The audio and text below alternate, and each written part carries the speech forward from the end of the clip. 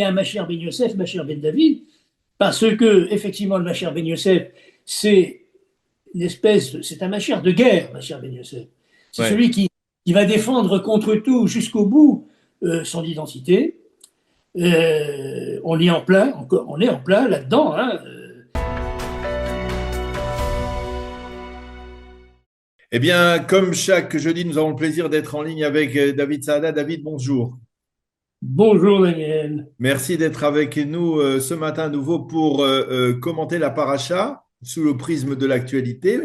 Et là encore une fois, comme l'ensemble des parachiotes du livre de Bereshit, ça se porte pas mal. On peut faire un lien assez facilement avec la réalité actuelle dans laquelle on évolue aujourd'hui ici en Israël, au travers de la confrontation à laquelle on assiste dès le début de la paracha entre Yosef et Yehuda. En effet. Alors peut-être pour les auditeurs rappeler euh, pourquoi cette confrontation. Donc, Yosef qui a été chassé, exilé par ses frères, se retrouve vice-roi d'Égypte. Et comme il l'a prévu, il y a 7 années de famine. Pendant ces 7 années, les frères sont amenés à aller en Égypte parce que là, il y a des réserves. Et il y a tout un stratagème qui est mis en place par Youssef, sur lequel on ne va pas donner des détails, mais qui déstabilise complètement les frères qui ne le reconnaissent pas. Lui, il les reconnaît, eux ne le reconnaissent pas. Et ça se termine par vraiment une espèce de manigance de Youssef vis-à-vis de Benjamin, son frère, mais son frère de la même mère.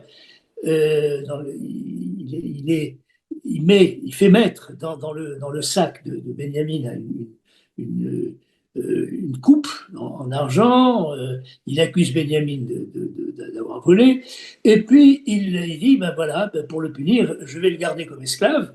Et vous, les autres frères, vous allez partir. Donc il les met devant une situation finalement où à nouveau ils sont en train je dirais, d'avoir des sentiments extrêmement partagés par rapport dans la fratrie. Alors, Et donc, c'est à ce moment-là, justement, que Yehuda, qui est le chef des frères, qui a une envergure, parce que Yehuda, c'est l'ancêtre de la lignée de David, hein, des rois, ça. n'est-ce pas? Et donc, Yehuda n'accepte pas ce diktat de Youssef, qu'il ne reconnaît toujours pas d'ailleurs, hein, je souligne, et il exige la restitution de Benjamin en disant je suis le garant de mon frère. Et à ce moment-là, Youssef ne se retient plus, il est submergé par l'émotion et il se révèle à ses frères qui sont totalement stupéfaits. Belle histoire, magnifique histoire qui a fait l'objet de romans, de films. Mais au-delà du récit qui suscite beaucoup d'émotions, nous, lorsque nous lisons la Torah, nous devons nous toujours poser la question, mais en quoi ça nous parle encore à nous? C'est une belle Ouais. histoire, mais c'est une belle histoire simplement du passé. Alors voilà, donc c'est ça le, le, Alors le- là, ça nous parle à nous parce que vous l'avez mentionné, Yehuda, c'est l'ancêtre de la lignée de David, on va dire, et Yosef, on va dire, l'ancêtre de la lignée de Yosef, à savoir, si on projette dans une ère messianique, il y a le Mashiach ben Yosef et le Mashiach ben David. Et donc, oui, on assiste à une confrontation entre les deux symboles de la délivrance messianique. oui, avant d'arriver à la délivrance messianique, il faut comprendre pourquoi ils sont les symboles de la délivrance messianique. Et dans ces parachas-là, on le comprend. En réalité, comme l'expliquent les auteurs de la Kabbalah et de la Chassidoute, Yehuda et Yosef sont deux énergies spirituelles qui structurent en quelque sorte l'identité juive. Deux énergies spirituelles qui sont permanentes. Yehuda, plutôt je vais commencer par Yosef plutôt. parce que c'est le plus facile. Yosef, il incarne finalement quelqu'un qui, en dépit de l'exil, en dépit du fait qu'il était esclave, en dépit des tentations, en dépit de la solitude, est resté fidèle et résilient. Il Fidèle à est son identité juive? fidèle à son identité juive, l'identité des patriarches. Oui. Il est fidèle à son père, à son grand-père et à son arrière-grand-père. Et il est resté lui-même. On le voit d'ailleurs dans le texte. Il est hébreu. Il n'essaye pas de se faire passer pour autre chose qu'un hébreu. Donc, il incarne Yosef, ce qu'on peut appeler un point intérieur qui existe en tout juif pendant toutes les générations, pendant toute l'histoire, quelque chose qui résiste à toutes les avanies de l'histoire.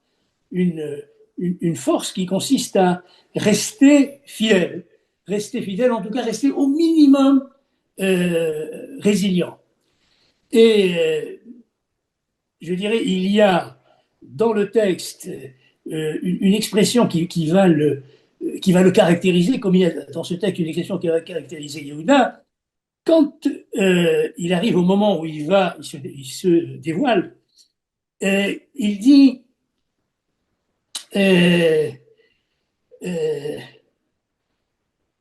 à Od, à Vinouchai, est-ce que notre père est encore vivant? On le comprend en général comme une question. Mais certains commentateurs disent que ce n'est pas une question, parce qu'il savait que son père était vivant.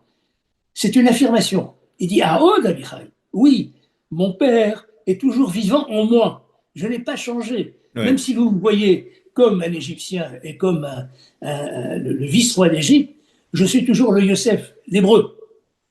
Donc, Ahod Abichai, c'est véritablement l'expression de ce point intérieur, ce point de résilience, ce point indestructible qui est toujours présent chez chaque juif et chaque juive, même s'il est camouflé, même s'il est refoulé, mais il est toujours là. Et il se dévoile dans des moments extrêmes. Et de l'autre côté, on a Yehuda Alors, de l'autre lui côté, aussi, il y a Yehuda, il porte le nom voilà, de. C'est autre chose. Yehuda, c'est une autre facette de l'identité juive.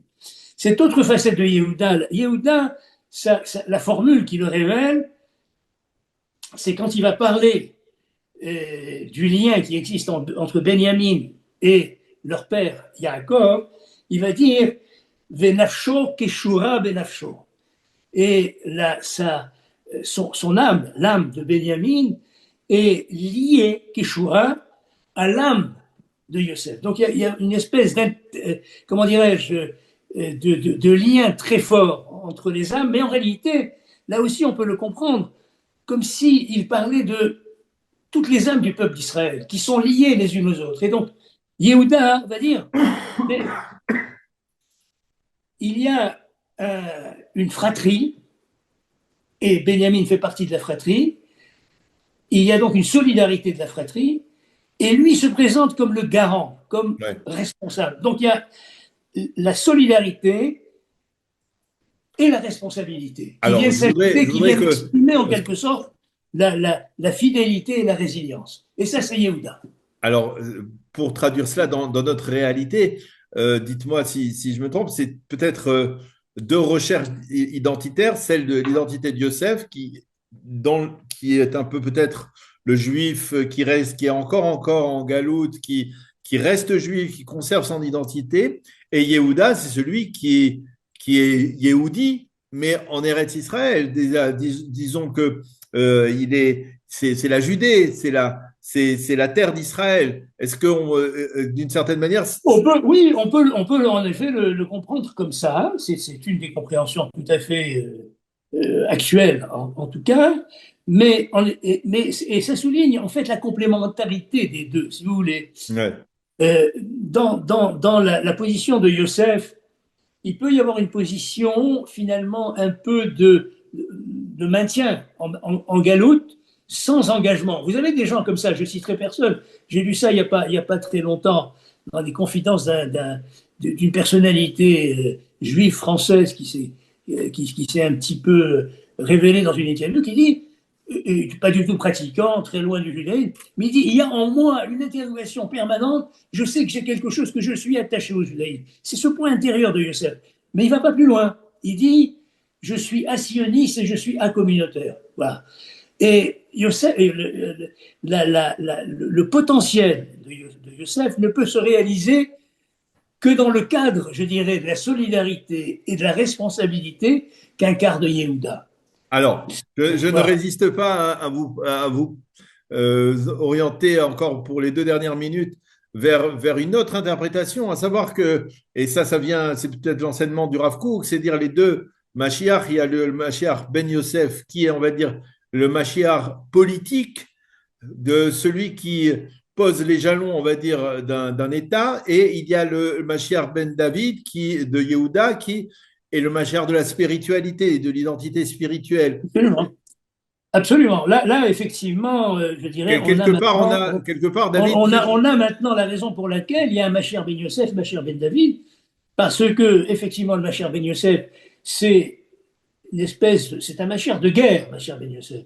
C'est ouais. celui qui va défendre contre tout, jusqu'au bout, son identité. On est en plein, encore, on est en plein là-dedans, hein, aujourd'hui. Mais la véritable, je dirais, la réalisation de l'aspiration de Youssef, c'est que ces structures-là qui maintiennent l'identité deviennent des structures qui vont devenir un réceptacle pour le spirituel, pour la solidarité et pour la responsabilité de l'ensemble du peuple pour assumer sa véritable vocation, sa véritable mission, c'est-à-dire une mission spirituelle. Et donc les deux sont Et parfaitement certains, complémentaires. Et c'est la raison pour laquelle il y a d'abord un Mashiach Ben Yosef et ensuite un Mashiach Ben David qui vient en quelque sorte réaliser le potentiel qui était chez le Mashiach Ben Yosef. et de dire aujourd'hui que l'on se trouve peut-être dans la réalité israélienne aujourd'hui, après la guerre, après ces 2 années de guerre, après ces épreuves et ces tempêtes et ces turbulences, quelque part dans une période de transition ou une période de carrefour entre le Mashiach Ben Yosef et le Mashiach Ben David, entre le politique et le spirituel. Je crois que, d'abord, on est tout à fait guidé par des grands de la Torah qui nous l'ont annoncé déjà il y a quelque temps, mais je crois que nous le ressentons presque tous, sauf ceux qui encore se refusent absolument même à découvrir, à révéler le point intérieur qui est chez eux. Oui, bien sûr, on est dans cette période de transition. Il y a un très gros travail qui a été fait grâce à la construction de l'État d'Israël, d'affirmation au sein des nations, non plus en exil, mais avec, je dirais, une identité affirmée dans le monde. Et puis, il y a une aspiration à réaliser complètement la vocation du peuple d'Israël, qui est une vocation unique, spéciale, parmi les nations. Et je pense que les nations attendent ça de nous. Elles attendent ça de nous. Eh bien, ce sera le mot de la fin. Effectivement, on espère d'une certaine manière que les nations sauront lire véritablement l'héritage et le message que fait passer le peuple juif, que ce soit le peuple juif en diaspora et bien entendu le peuple juif sur sa terre, de retour sur sa terre. Merci beaucoup, David Sada, d'avoir été avec nous ce matin pour cette interprétation, ces commentaires autour de la paracha de Vaïgash, autour de cette rencontre ou même confrontation entre Yosef et Yehuda, les deux princes d'Israël. Merci, merci à vous, Daniel.